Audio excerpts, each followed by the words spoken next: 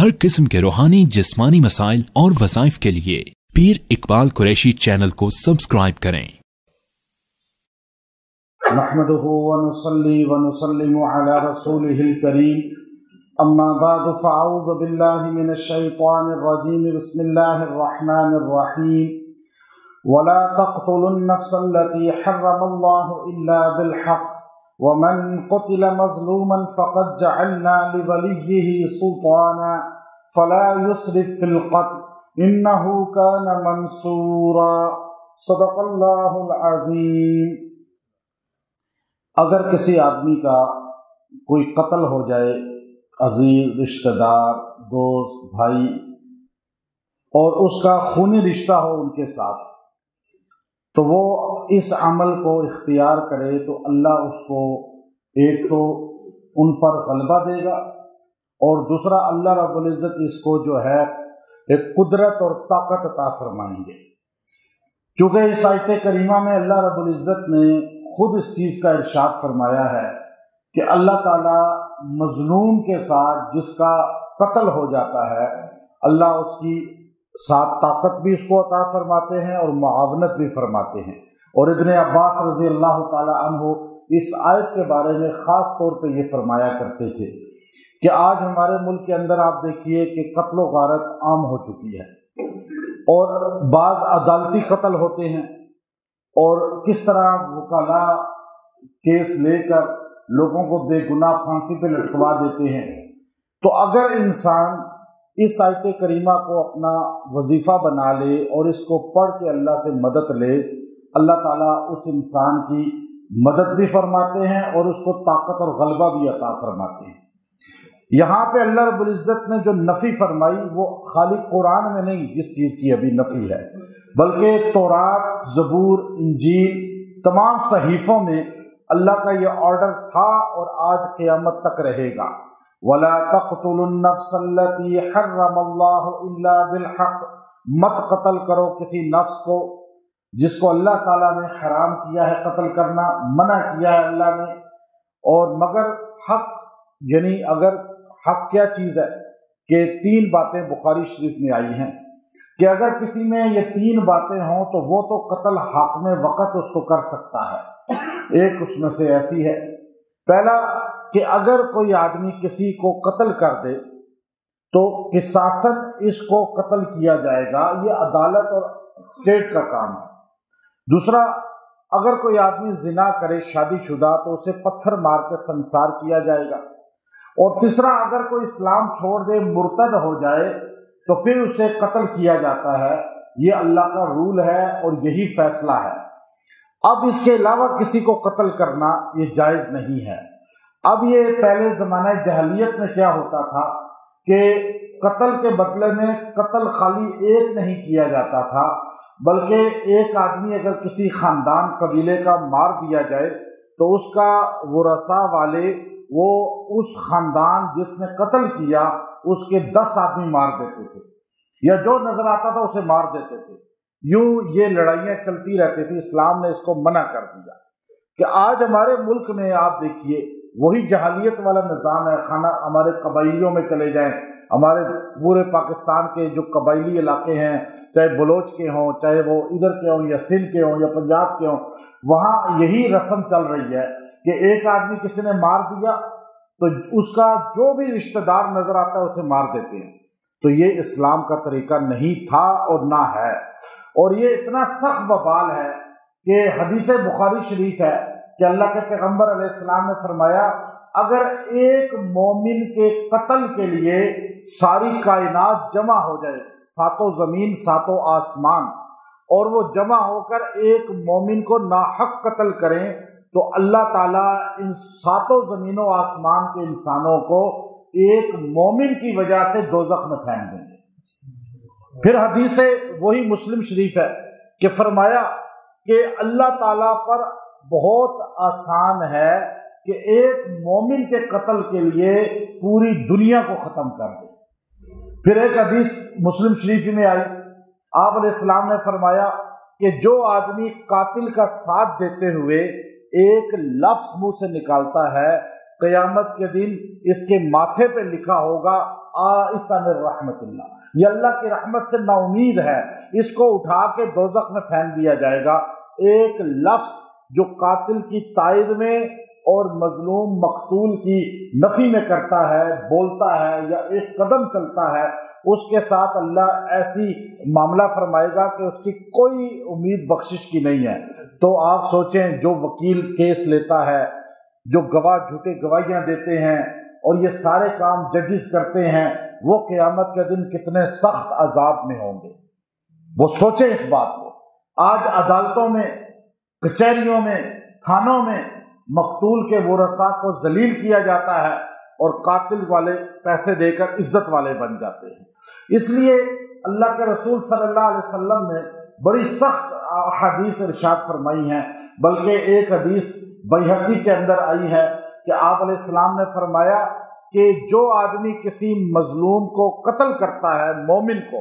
کسی مومن کو قتل کرتا ہے، اس آدمی کی بخشش نہیں ہوتی۔ بلکہ دوسری حدیث لائے کہ شرک اور قتل ناحق اس دونوں کی بخشش نہیں ہے۔ اب اسی لیے علماء نے لکھا ہے کہ متعمدن ومن قتل، جو کسی ومن قتل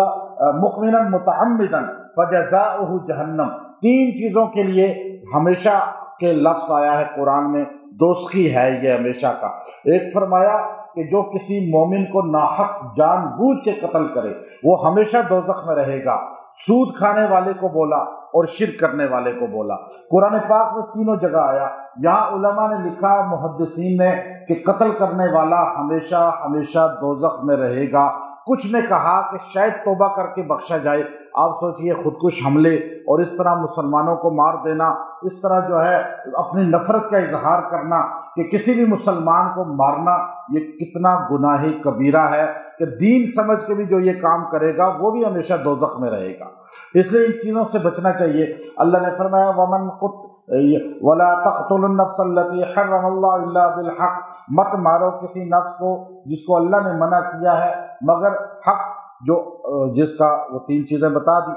وَمَنْ قُتِلَ مَظْلُومًا، اور جو قتل ہو گیا مظلوم، فَقَدْ جَعَلْنَا، یقیناً ہم بنا دیتے ہیں، لِوَلِيِّهِ سُلْطَانًا، اس کے ولی کو، ولی جو اس کا قریبی رشتہ ہوتا ہے، اس کو ہم سلطانہ، طاقت والا، اختیارات والا۔ فلا پھر جب اس کو اختیار ملتا ہے تو وہ بھی یہ نہیں کہ اب اس کو اختیار مل گیا تو اب وہ طاقت مل گئی یا اقتدار مل گیا تو اب وہ کیا کرے کہ ایک کے بدلے میں 10 مار دے، نہیں۔ فلا یسرف فی القتل، اب یہاں دیکھیے حد سے تجاوز نہیں کرنا، اللہ کہہ رہا ہے فلا یسرف فی القتل۔ مجمع طبرانی کے اندر روایت آئی ہے، پھر امام ابن کثیر رحمۃ اللہ علیہ اپنی تفسیر میں لائے ہیں کہ حضرت ابن عباس رضی اللہ تعالیٰ عنہ نے فرمایا کہ میں تمہیں بتاؤں کہ حضرت معاویہ رضی اللہ تعالیٰ عنہ اور علی رضی اللہ تعالیٰ عنہ کے متعلق کہ میں نے علی رضی اللہ تعالیٰ عنہ سے فرمایا تھا، کیونکہ علی رضی اللہ تعالیٰ عنہ اور ابن عباس رضی اللہ تعالیٰ عنہ آپس میں کزن ہیں، فرسٹ کزن ہیں، چچا زاد ہے، تو آپ مفسر امت ہیں ابن عباس۔ اب دیکھیے دونوں اہل بیت میں سے ہیں، آل رسول میں سے ہیں۔ علی رضی اللہ تعالیٰ عنہ علم نبوت کے شہر کا دروازہ ہیں اور ابن عباس اس امت کے سب سے بڑے مفسر قرآن ہیں۔ تو آپ فرماتے ہیں میں نے علی رضی اللہ تعالیٰ عنہ سے فرمایا تھا کہ میں آپ کو بڑا اچھا مشورہ دیتا ہوں کہ آپ اقتدار، یہ خلافت کو چھوڑ دیں، اور دوسرا مشورہ یہ دیا کہ آپ معاویہ بن ابی سفیان رضی اللہ تعالیٰ عنہ پر سختی نہ کریں۔ وجہ کیا تھی کہ قرآن کا آرڈر ہے وَمَنْ قُتِلَ مَظْلُومًا فَقَدْ جَعَلْنَا لِوَلِيِّهِ سُلْطَانًا، کہ جو قتل ہو گیا مظلوم اس کے ولی کو میں سلطانہ بنا دیتا ہوں، یعنی طاقت والا بنا دیتا ہوں۔ تو معاویہ رضی اللہ تعالیٰ عنہ سیدنا عثمان رضی اللہ عنہ کے کزن ہیں، بنو امیہ میں سے ہیں، اور سیدنا عثمان مدینے میں مظلوم قتل ہوئے ہیں، اور مظلوم اتنا بڑا بندہ قتل ہو جائے تو اس کا کوئی وارث کھڑا نہ ہو، یہ کیسے ہو سکتا ہے؟ جب وارث کھڑا ہوا ہے تو آپ جو ہے اس کے وارث کو قاتل پکڑ کے دے دیں تو جھگڑا ختم ہو جائے گا۔ علی رضی اللہ تعالیٰ عنہ کو حضرت امیر معاویہ کہتے تھے کہ اے علی، یہ خلافت شام جو ہے، یہ اقتدار شام، یہ ملوکیت شام، یہ میں آپ کے ہاتھوں میں رکھتا ہوں، آپ کے پیروں میں رکھتا ہوں، لیکن آپ پہلے میرے چچا زاد بھائی عثمان کے قاتلوں کو میرے حوالے کر دیں، یا ان کو آپ خود سزا دے دیں۔ علی رضی اللہ تعالیٰ عنہ جب یوں کہتے تھے قاتل کون کون ہے تحقیق کرو، تو ایک دم 10,000 بندہ کھڑا ہو جاتا تھا، کہتا تھا کہ ہم سب نے قتل کیا ہے۔ اب وہ ایسے سازش تھی کہ علی رضی اللہ عنہ بھی پریشان، ادھر سے امیر معاویہ بھی سٹینڈ لیے ہوئے، کیونکہ وہ بھی حق پر تھے کہ وہ کہتے تھے قاتلوں کو ہمارے حوالے کرو، لیکن علی کہتے تھے آپ پہلے خلافت کو میرے حوالے کر دو، پھر میں قاتل دے دوں گا، آپ شام چھوڑ دیں اور آپ عام بندوں کی طرح بن جائیں۔ میں عالم اسلام کا خلیفہ ہوں۔ سنیوں کا مسلم عقیدہ ہے کہ اس زمانے میں اس کائنات میں علی سے افضل کوئی نہیں تھا، علی رضی اللہ تعالیٰ عنہ سب سے افضل تھے، لیکن امیر معاویہ رضی اللہ کی بات بھی غلط نہیں تھی۔ وہ کہتے تھے یا علی میں آج اقتدار چھوڑ دیتا ہوں تو آج اقتدار چھوڑ کے میں عام بن جاتا ہوں تو میرے تو چچا زاد کے قاتل پھر بالکل نہیں پکڑے جائیں گے، آج میں امیر شام ہوتے ہوئے ان کو نہیں پکڑوا سک رہا، تو آپ ایک کام کریں، آپ قاتل ادھر بھیج دیں، میں اقتدار میں خلافت آپ کے ہاتھ میں رکھ دیتا ہوں۔ اب یہ ایک خطۂ اجتہادی تھی امیر معاویہ رضی اللہ تعالیٰ عنہ کی، ہم انہیں اس لیے قصوروار نہیں کہتے کہ اب دیکھیں بات آپ کو سمجھ آئی ہے کہ اصل بات کیا تھی۔ اب سیاست اندر یہ جو منافق لوگ تھے ایسی کر رہے تھے، علی رضی اللہ تعالیٰ عنہ بھی پریشان، امیر معاویہ بھی ڈٹے ہوئے، تو ابن عباس نے فرمایا کہ دیکھو مجھے اسی دن پتہ چل گیا تھا جس دن امیر معاویہ نے علم بلند کیا تھا کہ قاتلان عثمان ہمارے حوالے کیے جائیں، میں نے کہا امیر معاویہ غالب آئیں گے، اس کی وجہ یہ ہے کہ اللہ کا فیصلہ ہے وَمَنْ قُتِلَ مَظْلُومًا فَقَدْ جَعَلْنَا لِوَلِيِّهِ سُلْطَانًا، میں اس کے ولی کو طاقت دے دیتا ہوں جو مظلوم قتل ہوتا ہے۔ عثمان مدینے میں قتل ہوئے ہیں، ان کے ولی جو ہے معاویہ بن ابی سفیان ہے، تو ان کو اقتدار ملا، ان کو غلبہ ملا، بعد میں بھی خلافت ان کو پوری حسن رضی اللہ عنہ نے سپورٹ کر دی۔ تو اس لیے یاد رکھیں یہ جو آیت کریمہ ہے انہ کان منصورا، اللہ کی مدد آتی ہے اس کے ساتھ۔ اب جس آدمی کا قتل ہو جائے، جس پر ظلم ہو، اس کا کوئی رشتہ دار قتل ہو جائے، وکیل دھوکہ آپ کو دے دے، جج آپ کے خلاف فیصلہ کر دے، تھانے آپ کے خلاف بک جائیں اور آپ کو انصاف عدالتوں سے نہ ملے، تو آپ اللہ کی عدالت پہ انصاف لے کر جائیں، اللہ تعالیٰ آپ کو دکھائے گا۔ یہ آیت کریمہ جو ہے آیت نمبر 33 نمبر آیت سورہ بنی اسرائیل، اس کا یہی حصہ وَمَنْ قُتِلَ مَظْلُومًا فَقَدْ جَعَلْنَا لِوَلِيِّهِ سُلْطَانًا، یہ آپ 70 بار روز